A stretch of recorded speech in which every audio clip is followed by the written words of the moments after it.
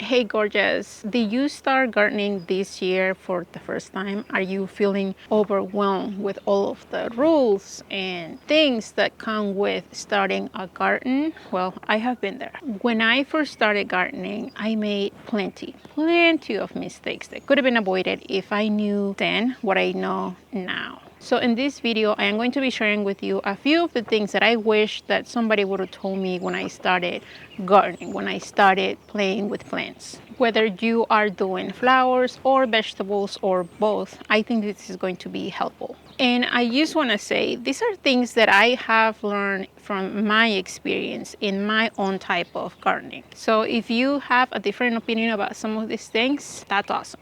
I make notes this time so I actually can remember. Plants grow on their own time, not mine. Waiting for plants to grow or for fruit to ripen on the plants is like watching water boil.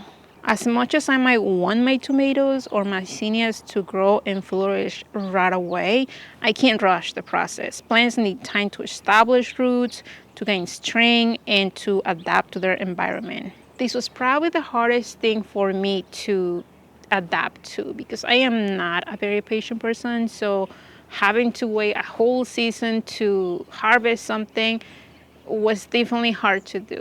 Now, if you're talking about perennials, trees, or shrubs, then you can get ahead of the game by purchasing large plants from the beginning. And that's pretty much what I did when I started my hydrangea hedge on the west side of the house. I knew that I wanted a privacy fence, and that was the main reason. Privacy was the main reason that I made that hedge. So starting with 1 gallon containers was going to have me to wait a few years for that hedge to be fully what it is now. So I decided to spend a little bit of money and get 7 gallon containers. Yes, I got 7 gallons of those hydrangeas and they were huge. I hardly was able to do it by myself, and they saved me a couple of years, and I love them. Plants need more than just water and sunshine. And this is something that I think that you're gonna have to learn year after year. They also require good soil, nutrients, air circulation, and room for the roots to grow.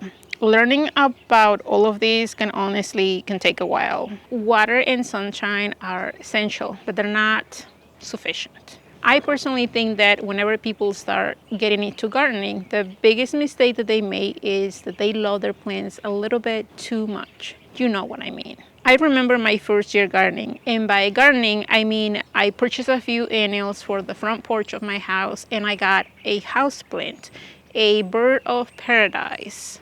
I love how that houseplant looked.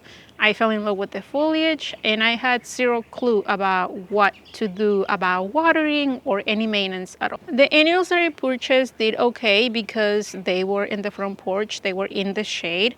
My front porch at that time where I live was completely in the shade for most of the day, but my annuals did okay. I water them 3 to 5 times a week, and that's the same amount of water that my houseplant got every week. Listen, going back now, I know that that plant probably requires 2, maybe 3 times of watering per month, and I was doing that in a whole week, even more. Of course I killed that thing. It didn't stand a chance. I know you're going to relate to this one. Seed packets lie. The growing information printed on the back of the packets isn't always accurate. Raise your hand if you have been a victim of this. The days to harvest or plant spacing may not match my real world results. Seed packets give a great starting point, but real life is unpredictable. Each season, I learn a lot about how to grow vegetables and how to grow flowers by actually looking at the plants and how they grow in my conditions. The variety of nasturtiums that I am currently growing here in my Zone 5 Central Indiana garden may not do as well in a garden in Florida with a Zone 9 or 10. Learning how the plants behave in your own conditions, in your own garden, with your soil, with your weather, is essential, and that's something that you're not going to find on the back of a seed packet, unfortunately. Now, don't get me wrong, that information that is printed, that it's great, but I personally take it as a starting point. The bugs will find you. Every weed bag in a 5-mile radius will be attracted to your garden like a magnet.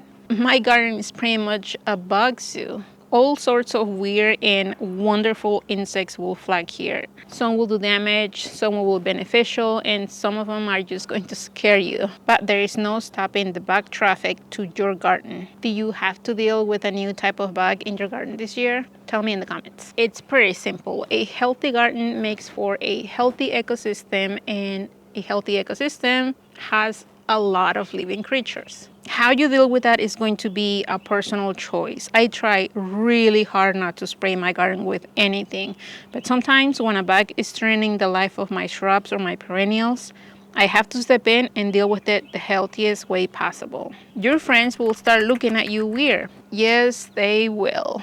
I don't know about you, but I don't really have any close friends that garden the way that I do. And I am talking about saving seeds, buying seeds, collecting all of the seeds, going to sales, sign up for newsletter where people are selling their tubers, going to Home Depot or Lowe's at the end of the season to get those perennial sales. I don't really have friends that do that. In fact, sometimes when I am out with my friends, I share with them about how many tomato varieties I am starting that year, or how many plants I already have upstairs in my room growing, just waiting to be planted outside. And they might think that I have a problem. Listen, I think that the enjoyment that a gardening has when it comes to doing all the things gardening related can only be appreciated by other gardeners. Not all gardens are created equal, and thank goodness for that. I have been around social media long enough to know that gardeners are passionate about the way that they do certain things, or about their beliefs when it comes to how to do the things that they do in their garden. And sometimes having a different belief or opinion can be seen as irresponsible or damaging even. Till, no till, natives, not natives, miracle grow potted mix, or how do you like that one? Success looks different for each gardener. Don't get discouraged if your garden doesn't look like your neighbors or like the pictures that you see in garden magazines. We all have to start somewhere. Celebrate and appreciate your small victories, because any small progress is better than no progress at all. I share a lot of my garden on Instagram, and sometimes I find myself comparing my very, very small garden to others. But I have to remind myself that my garden is small. Theirs is about 5+ acres. My garden has a crew of 1. They have about 10 workers in their garden. Whatever you are in your garden journey, I just want to encourage you to appreciate those small victories. Your garden is beautiful and bountiful on its own way, whether you have 10 acres of land or 2 containers in the back porch. Keep caring for it and enjoy the experience. Tools matter. Having the right gardening tools really makes a difference in saving your time and effort. There are a lot of choices out there for gardening tools, from colors to sizes and shapes. At the end, the best gardening tool for you is going to be the one that fits you and your gardening. And you'll probably have to try a bunch of them in order to find those. I definitely wish that I had invested in high quality tools early on. Here are a couple of things.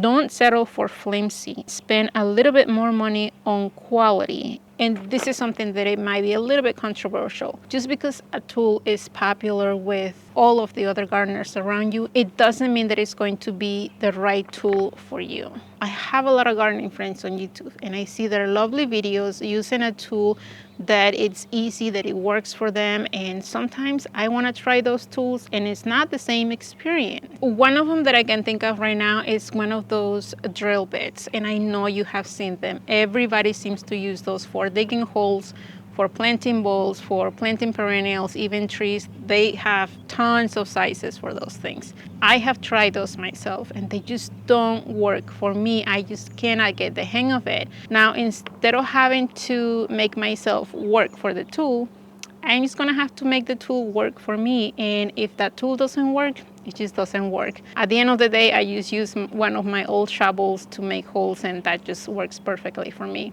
Now, I am not trashing the tool. I know those things are amazing. All I'm saying is a tool that works for somebody else may not work the same way for you. If you are watching this video and you are an experienced gardener, will you tell me in the comments maybe something else that you wish you knew before you started your own gardening journey?